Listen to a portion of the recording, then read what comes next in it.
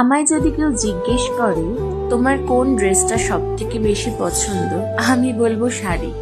আমি শাড়ি পরতে এতই ভালোবাসি, শাড়ি পরার একটা সুযোগও ছাড়ি না।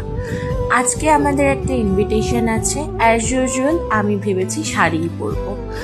আজকের শাড়িটা ভীষণ স্পেশাল। শাড়িটা খুব সাধারণ, কিন্তু এর সাথে জড়িয়ে আছে অনেক স্মৃতি। এই শাড়িটার বয়স অন্তত পক্ষে 30 বছর, কারণ এই শাড়িটা আমার মায়ের বিয়ের শাড়ি। দেখো তো কেমন লাগছে।